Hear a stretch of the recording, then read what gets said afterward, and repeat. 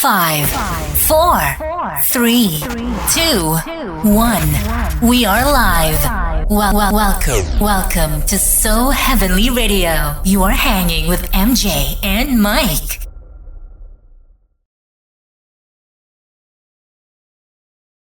Well, hello, family. Welcome to another exciting episode. We are gathering again here today for another family meeting. And as you can already hear from the background, we have a special guest on the show today, which is very fitting for the topic that we are going to be dealing with today. And as always, I go by the name of MJ, and I'm not alone. I am with the father of the year, Mr. Mike Kumi. That is a major title to be awarded. I accept it. I'm not even going to argue. This job is not easy.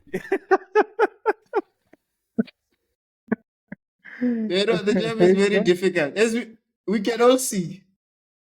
It's tough. Yes, It's tough, but we are in it, and we are happy to have this responsibility. Not many get to have this opportunity, so I've accepted the role and responsibility. I'm happy. Yes, that's it's beautiful. I don't know. Do you want to launch us into today's topic? So, talking about the roles and responsibility of being a father. Where are we missing it? Where are we doing well? And let's just demystify fatherhood. And are we being called to walk a certain way? Biblically, what is God expecting of us as fathers? And let's just talk. Let's have an open conversation about fatherhood. Cool. I found this definition. I think I love it, of fatherhood. That fatherhood encompasses the state and responsibilities of being a father. It involves not just the biological aspect of fathering a child, but also the nurturing, guiding, providing for the physical, emotional, and moral well-being of one's children. Yes, so that is the definition for a father. And I think what I wanted us to start off with is the mistakes that have happened in the past, or rather that the mistakes that fathers have made in the past. And I think as now I'm a father myself, we have to come to that realization is because the fact that we are human beings, we are going to make mistakes on this journey. But I think the most important thing is that we learn from the mistakes that we have done and those before us have actually done, and not crucify the generation before us. They did the best that they could do with the information that they had at the time. That's right. So we know better now. We have access to resources and all of that. So we should also do better. And it goes now forward to even the generations that are going to come, that they also can learn from us and do better. So I think one of the biggest things that I've realized of late is that we see fathers who are involved with their families. Like you walk the streets, you see fathers carrying their children. You go to school, the fathers are the ones who are doing the drop-offs and pickups. Even now at the clinics, the fathers are there taking their children. So I think those are things that we need to celebrate, that the fathers are really coming to the fore and saying we are here, we are going to be present in our children's lives. So, Mike, let's jump into it. What mistakes have happened in the past? What mistakes have fathers done in the past?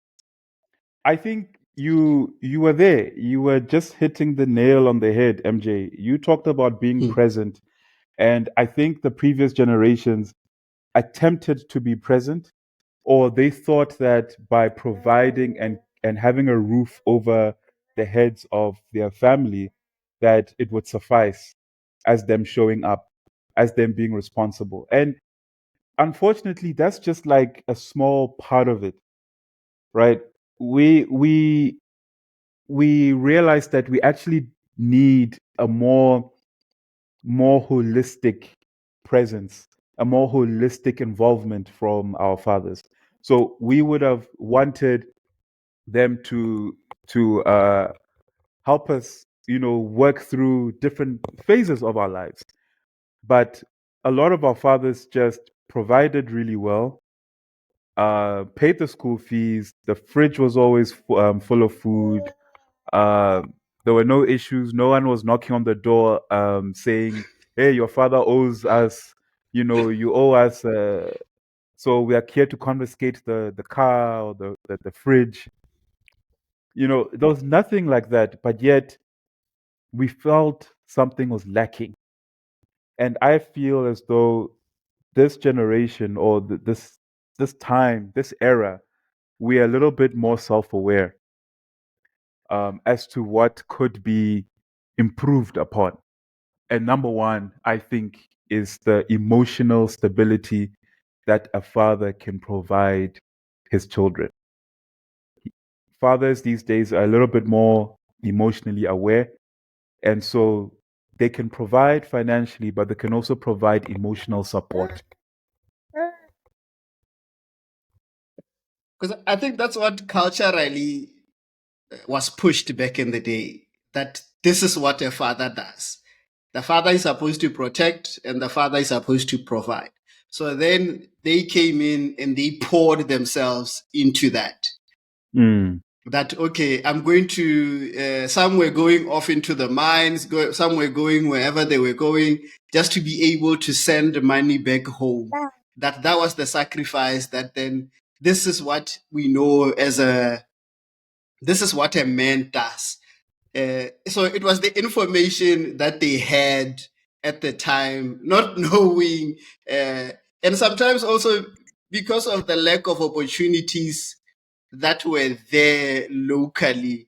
Some Mm. unfortunately had to go work across the border just to be able to provide for their Right. families. So even for us, we can enjoy now. It is because of the work that they did in those days that now we are able now to have opportunities and be able to Mm. work closer to home. And then you can imagine back then, Mike, that it was rough.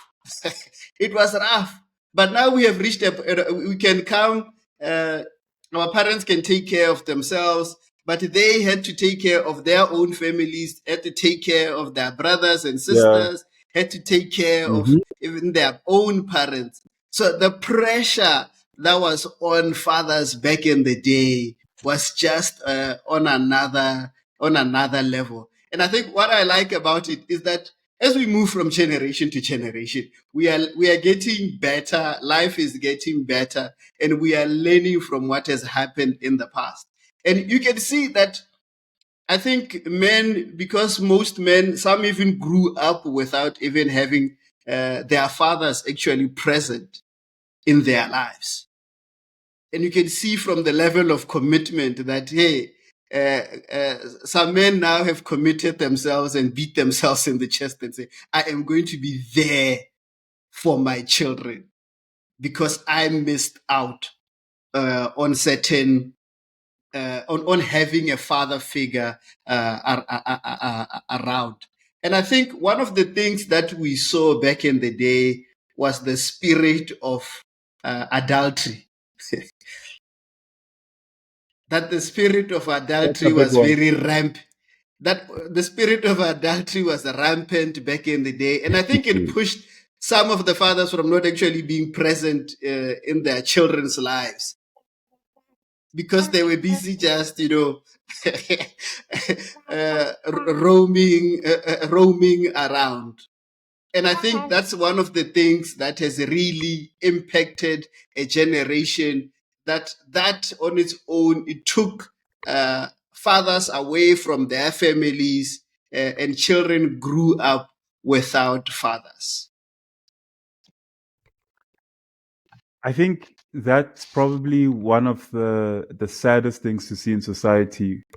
Um, Seeing a father who potentially or a man, let's say a man who can provide for his kids, some of his kids, but then fails to provide for his other kids, acknowledges only one or two of his kids, and then leaves out the others because there's a preferred baby mama involved. Or he has more stability or a better relationship with one of the mothers of his kids. It's sad that a man can spread his seed, so to speak, for lack of a better term, spread his Yes. seed without the responsibility attached. And unfortunately, society will not.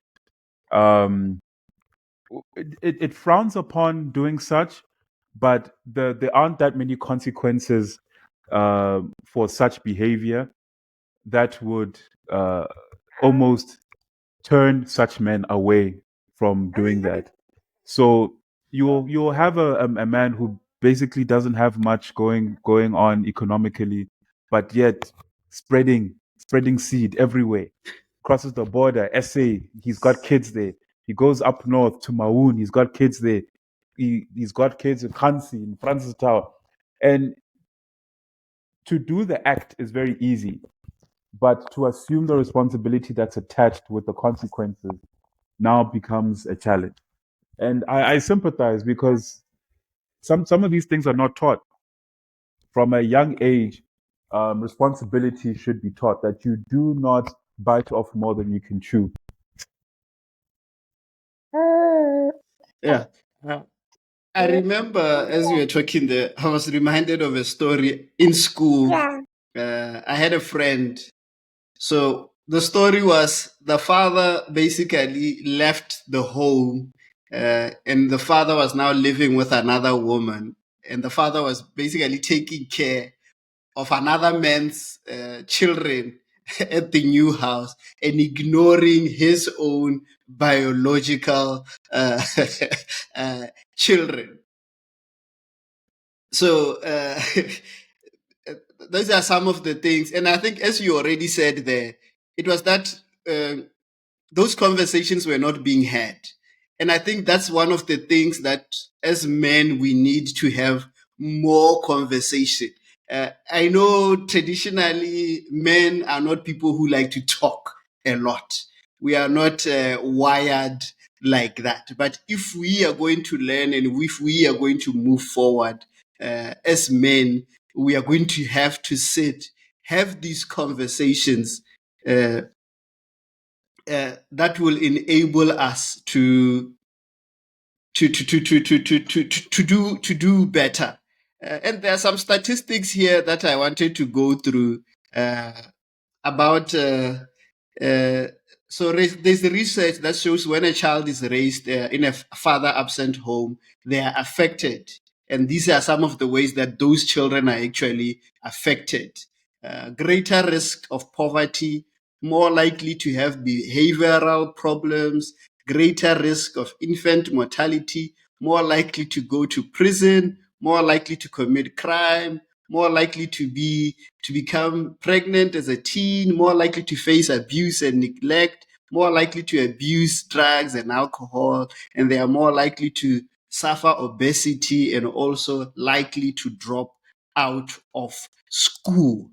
So these are the effects that children who grow up in homes without a present father, they are able to go through. So a father is not just, so you see these things, you see that it's not just, the father is not just important in the home, but the father is also important for society's sake and for us to move forward as a country. We need fathers to be present. So if a father is present, you have in essence improved the chances of your children doing better in life just because you are there, you are present in their lives. 100%, MJ. We know that the family is the bedrock of society and keeps the fabric of society together. And without the man assuming the responsibility of providing a moral compass I mean, we are Christians, so we can talk about the spiritual aspect of assuming responsibility and the authority given to you by God. But when a man abdicates this responsibility, it reverberates in society. You see it. And what I wanted to say is some of these effects are only seen later in life. Like a man might assume that no, I mean, he's not there for his kids. So, but his kids are eating, so it's okay. You know, my kids go to school, so it's fine. But you don't understand the damage that it's causing, because the damage will only manifest itself years, you know, if not decades.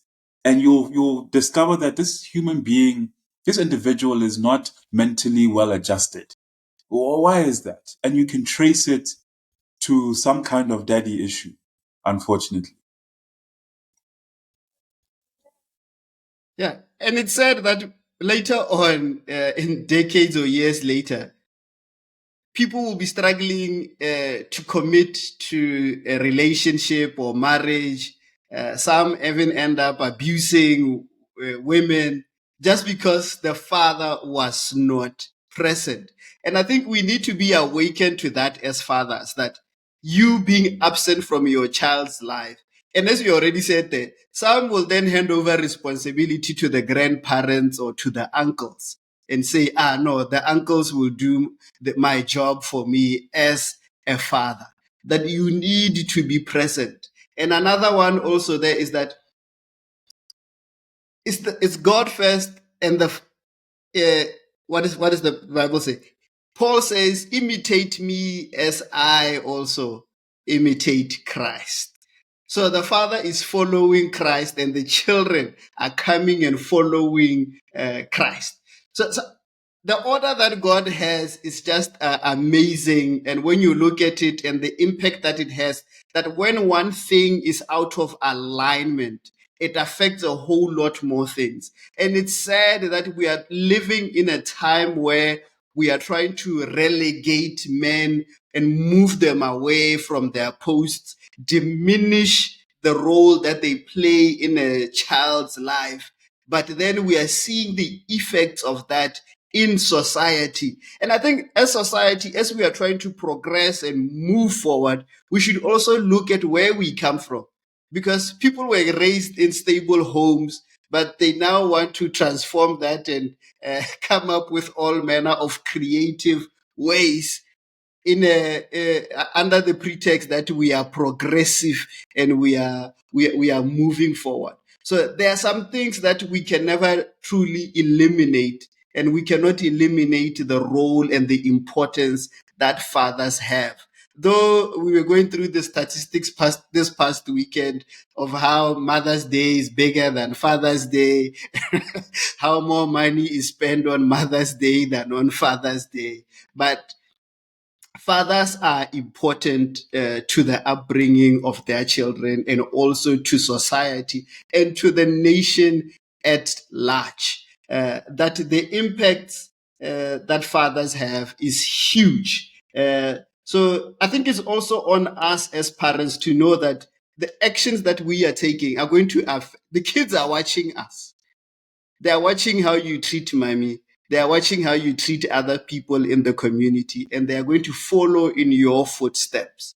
So there was a verse that I wanted to read here. It's here, Deuteronomy 5:9. I'll just read the last part of it. The sin of the fathers on the children, to the third and fourth generations, to those who hate me. So God says the sin of the fathers will go even to the third and to the fourth generation. That the sins that fathers commit do not just affect them, but they even affect the generations to come. That we as fathers need to rise up and occupy our roles in the home so that we can guard and protect our children from being affected, and our grandchildren and our great grandchildren from being affected. And I think it I leads love me that to this, perspective. Mike. Sorry? Mm. Yeah, you were saying? And I think it leads me to this. We have mentioned the mistakes there. And I think it's important that we also bring up the element of forgiveness, that we need to forgive our fathers for their mistakes, that we should not hold them at ransom forever because of what they did in the past. That we need to forgive in order for us to move forward, in order for us to even heal and not carry those burdens and that bitterness and that anger, that there is healing that needs to take place.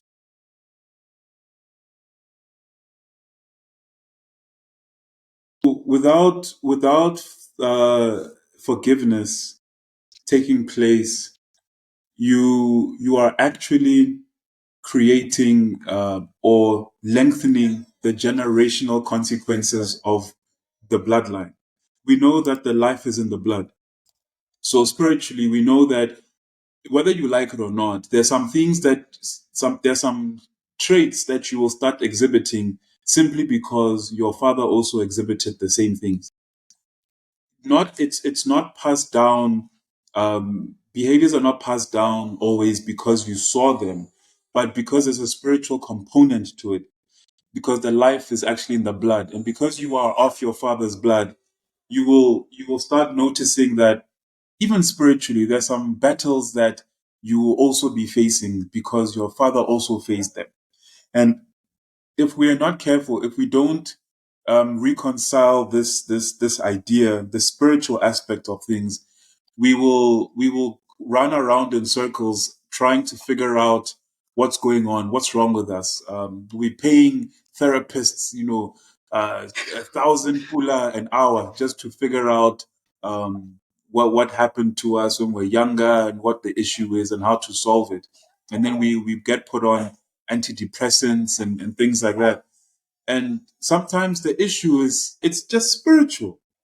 There's some things that need to be broken, some things you need to come out of agreement with. And if you've seen it from the bloodline, the responsibility is on you to say it ends with me. It's not moving further down the bloodline. My kids will not experience the same thing, and it ends with me. Yeah, I like it that we should always uh, look at it from a spiritual side of things, because sometimes, yes, we invest all of our energy and our resources in fighting things from an intellectual and throwing everything basically at trying to figure out, but we need to look into the spiritual and lean more actually on the spiritual, because all that we see is as a product of what is happening in the spiritual. And the enemy is really after fathers, because the enemy knows that if he can remove the father from the home, then he has won. Because the one who is supposed to lead the family is no longer there. Then I can come in as the enemy. And there was something that was said, is it 2 weeks ago? 2 weeks ago, there was a men's prayer meeting at Travel Lodge, hosted by SU and Agape Missions and Fox Fires. And there was one thing that was mentioned, that in a household where the father is present, you are more likely, all of the family is more likely to go to church. But in a household that is probably led by the mother, probably the kids will not go to church and the mother will be probably the only one going to church. So the spiritual impact that fathers have, it doesn't just go to it even goes to the spiritual lives of the children themselves. That you have vacated your spot. It is not affecting them in their education, freedom, provision, but it is also affecting children in their spiritual. So yeah, let us forgive our fathers for their past mistake and heal and learn from those lessons and say, hey, what can I learn from this? So that you grow and you heal and you can be a better father to your children. Otherwise, if you do not heal from that, you are going to continue. That becomes now a generational thing now, that this is what happens to us. So let it not be the case, as Mike has already said, break the chain. Be the one that you identify where the fault is in the family and say, it stops with me. And there were some statistics here that I wanted to read. These are many factors affect how involved a father is with his children. This was very exciting. It was quite an eye-opening list. The partner or parent supports his involvement.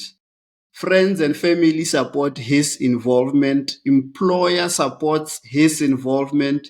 That satisfaction with the marriage, that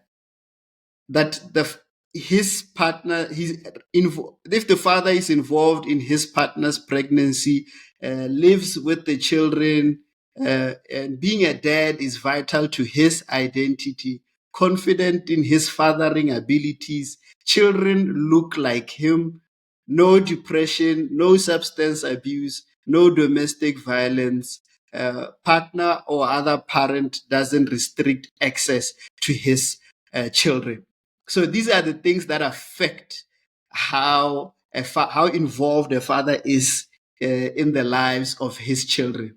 I never saw this one coming, that the children, if the children look like him, he's more likely to to be involved, and even his level of satisfaction in the marriage and also his involvement during the pregnancy. Those are some of the things that will affect the parent or the father's involvement in the lives of the children. Mike, your That's take very on that interesting. list? I like that. I think, well, of all the things you mentioned, what stood out for me the most is the level of respect that people actually give you when you're canceling appointments, you are showing to prioritize your family over even work commitments and extra curricular commitments. When people see that in you, they might be disappointed that, oh, MJ says he can't make it to this thing because, he's taking Junior to, a basketball game or something. It's like we will be disappointed, but deep down we're like, hey, okay, no, MJ has his priorities in check, Straight. Okay. And I think your employer also sees the same thing, even if, like, it's the truth is, even if you fail to deliver one of your deliverables at work, and the reason is because of family, the hammer doesn't come down as hard, Mm-hmm. as opposed to if Yes. you said no, you couldn't deliver on work because you were out for vibes, and you were out last night and Yes. you couldn't make it.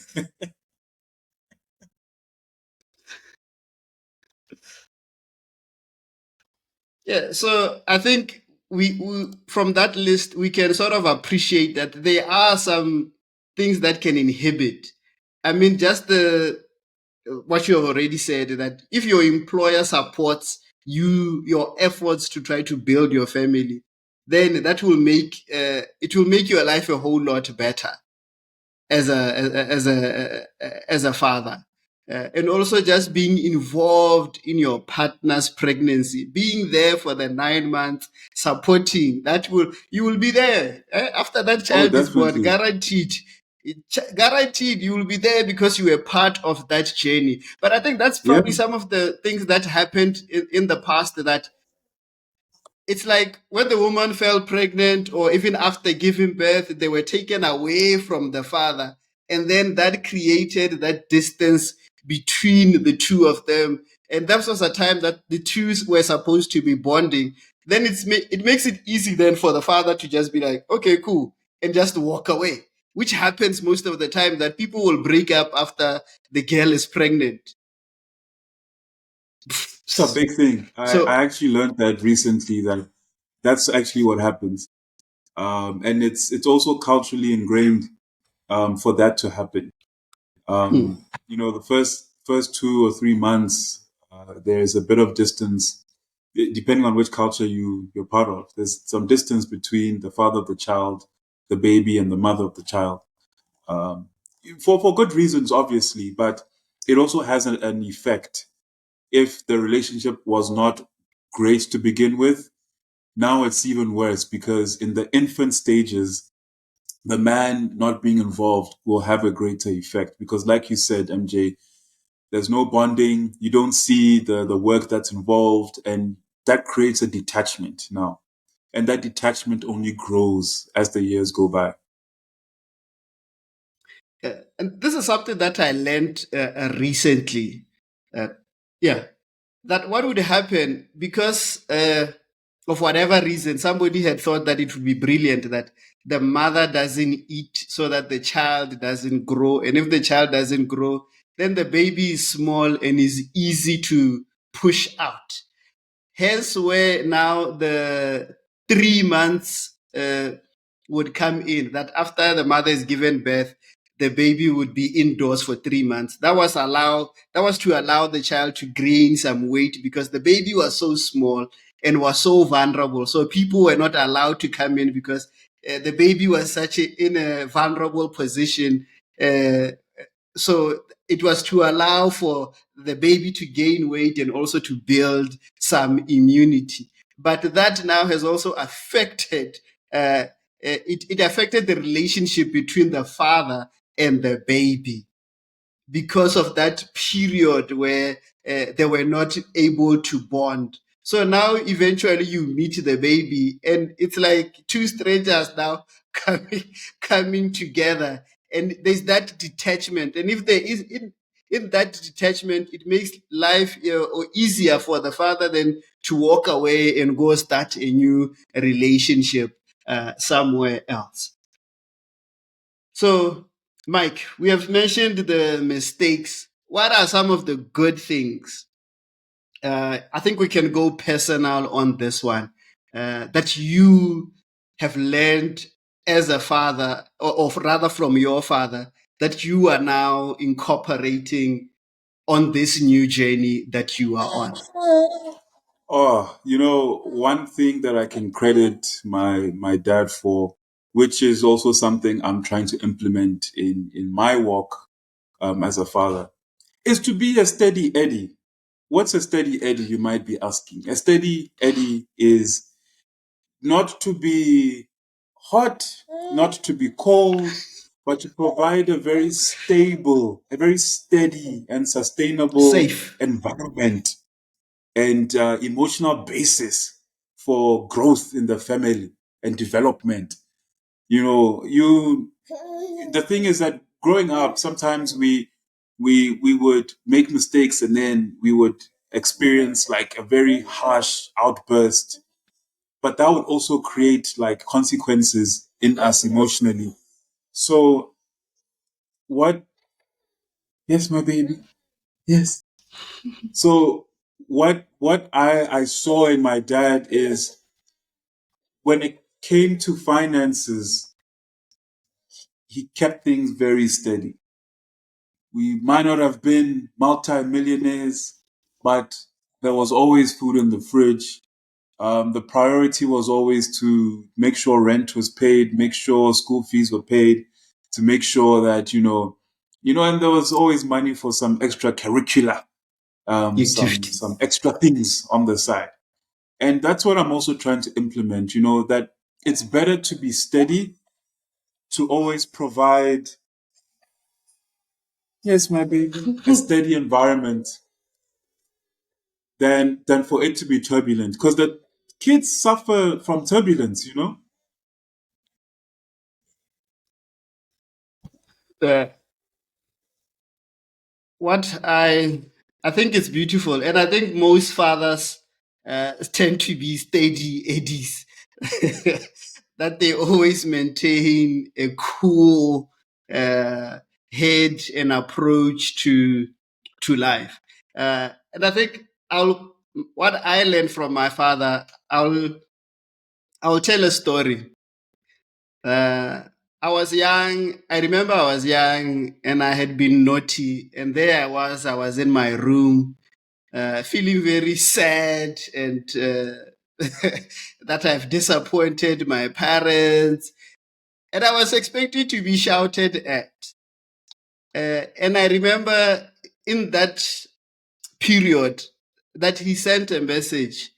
He just said, I love you, son. And I was like, whoa. Because there I was expecting this man to come hard. Hey, you've disappointed us. We can't believe this is what you did. And I think for me, for my father, it's just the love of Christ that my father has always reflected. That it reminded me of the prodigal son, that the prodigal son had gone away, messed up. But when he returned, the father just came and embraced him. So I think for me, my takeaway is that my father was always a cool guy. He had his moments of of strong discipline, but he was always cool. He was always cool, quiet, didn't talk much, and loving. And I think those are my takeaways. Was that just to be there for your kids and love your children. And he's big on education. My father was all about education. There was always money for education. Anything that concerned education, money will come out from somewhere. So those are some of the things. I think just being a provider, a protector, and nurturing, and just leading by example, just seeing him loving the Lord, that has left an impression. And that's one of the biggest things that I think he has really deposited on us, just loving the Lord. And I think it leads me on to this, Mike. We look at this generation that is carrying some past traumas. And what I've identified is that this generation has removed discipline from their parenting, but rather are focusing now more on having conversations, that type of thing, that they are more into dialogues. So what is your opinion on this? Should we do away with disciplining our children and now sit them down and talk to them and explain to them? No, the reason why you cannot eat ice cream is because ice cream, you have a cold, what.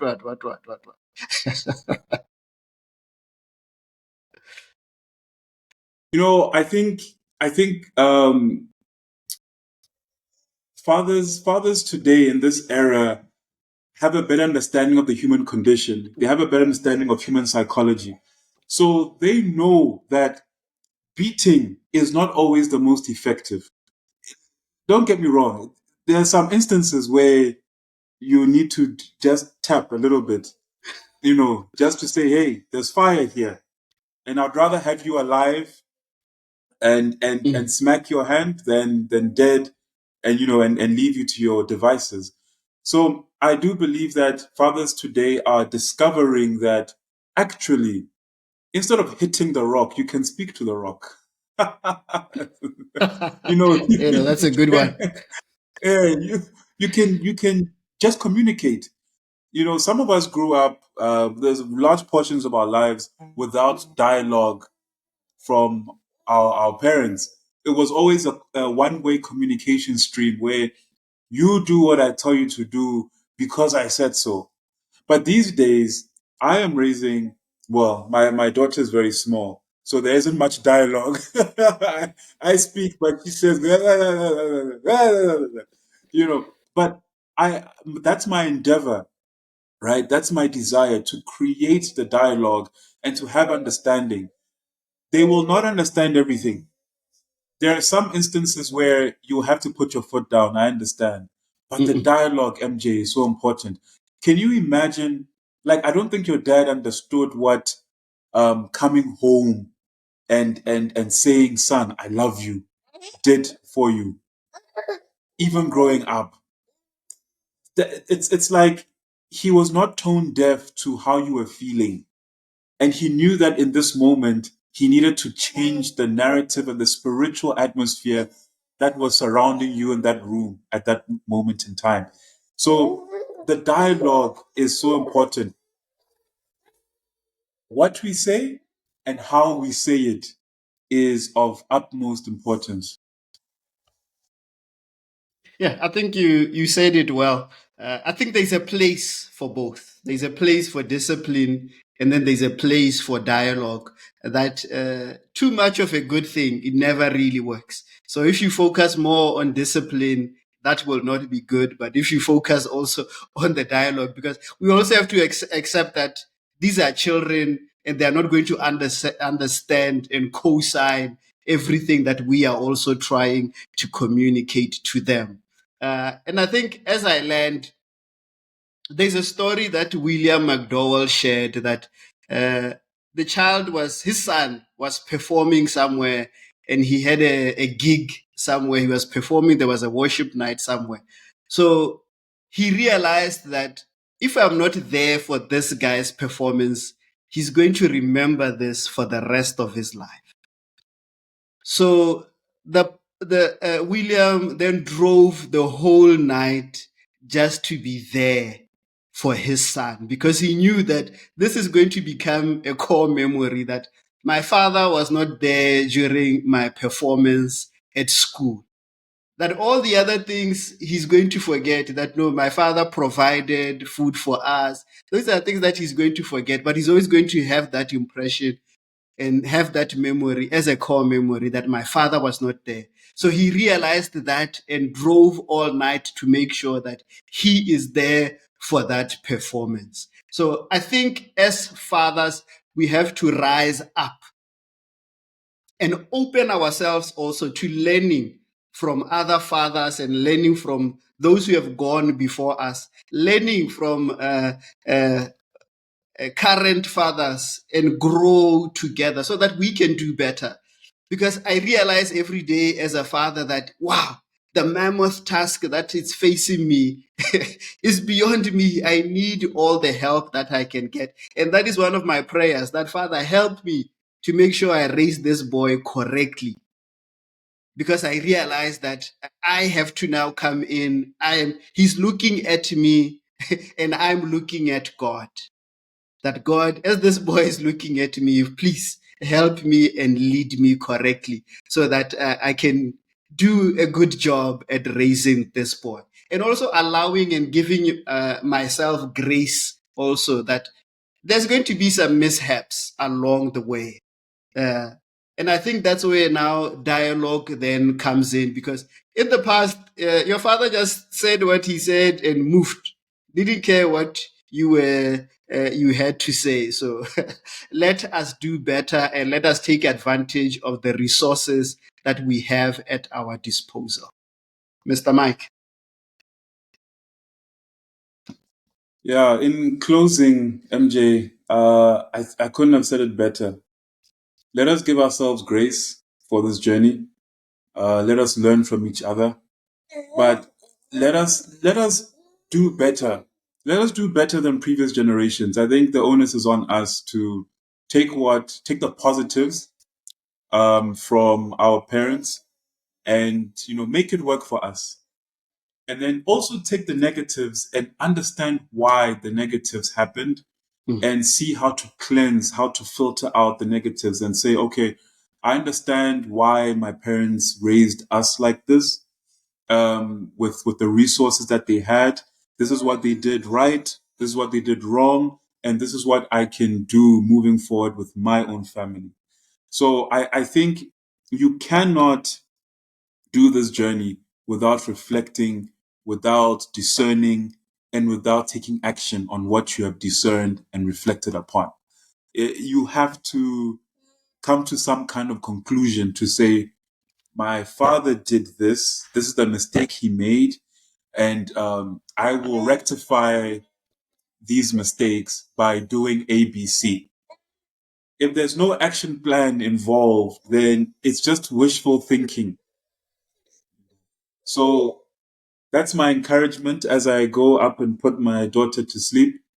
That let us put some action to the mistakes that we have discerned and to the positives that we have also discerned. Let us put action to our own families. I have a last question before you take Yes. Shaya to bed. Yes. I like it that there should be an action plan and that we should also reflect.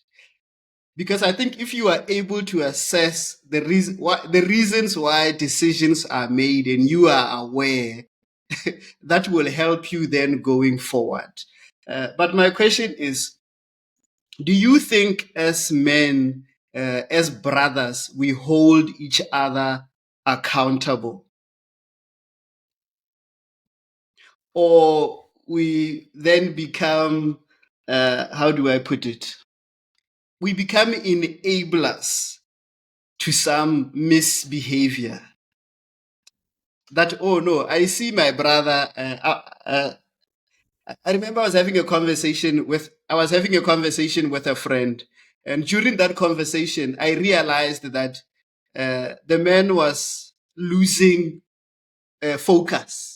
And this, I realized at that moment, if I don't tell this guy the truth, he's going to do something that he's going to regret. And he's probably going to lose this good woman that he has. So I told him, yo, mate, you have a good thing here. So please don't mess it up. So my question is, do we have those type of honest conversations? I get it. As men, we just want to meet, gather, laugh, joke, and leave. But we never want to have hard conversations and hold each other accountable as men and as fathers. Very confrontational question, MJ. And the easy answer is no. But obviously, we like to dig deeper than that. We want to find out why the answer is no. Why don't we hold each other accountable? And I think, for the most part, I think men are raised to be kings of their castle. So it's like my life, my way, my family, my way, or the highway. I'm the one that decides what happens to me, my life, the consequences. I have to bear it. So every man kind of fends for themselves, and they've been taught to be responsible for their own things. So when they are being advised, cautioned, they're being given words of wisdom, they are opposed to it, and they're very quick to reject, because they will say, no, you don't understand. You don't know what I'm dealing with. You don't know my situation. No, don't worry. It's my wife is doing the same thing. And it's like, we are very opposed to having someone, even if they're very close to us, telling us and giving us words of wisdom and saying, hey, my brother, let me caution you in this area. Because we've been raised with this idea that we are the kings of our castle and we must protect this castle from everyone else. So I wish I had a better answer for you, MJ, but the truth is we are opposed to wisdom. Yeah, I think that's then. Let's end it there, guys. And I think that's the question that we should be asking you guys. That also, I think let us continue the conversation.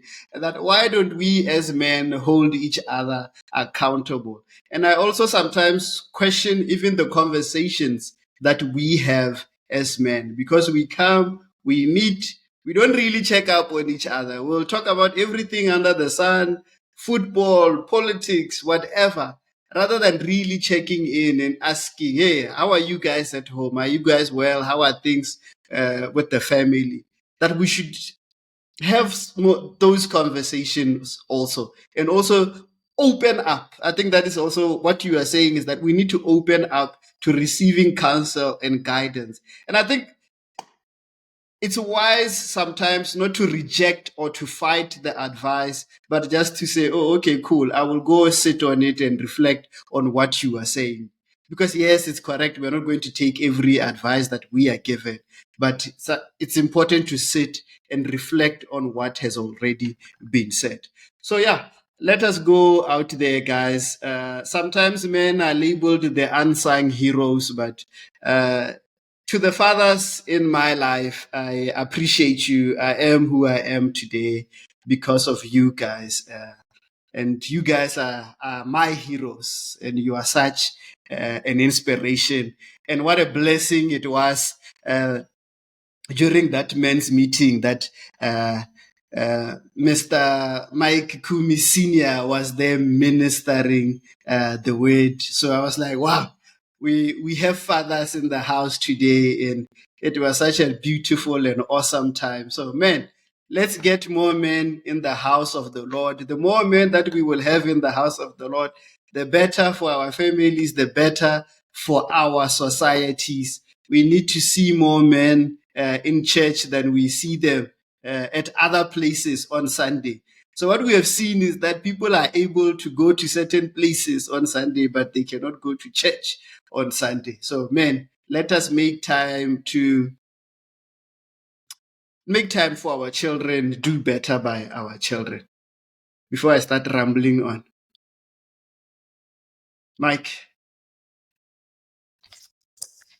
I'm encouraged by this topic, and I don't have any more words to say, but may God help us with this responsibility and this journey ahead.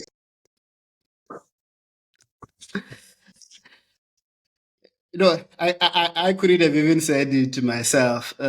Yes, may God help us. And let us continue this conversation.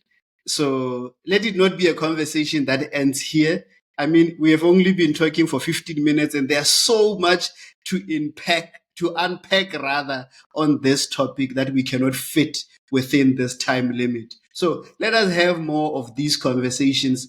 More men's meetings should be had. So yeah, as always, I am MJ and I am signing out. If you like this content, encourage us by liking, sharing, and subscribing.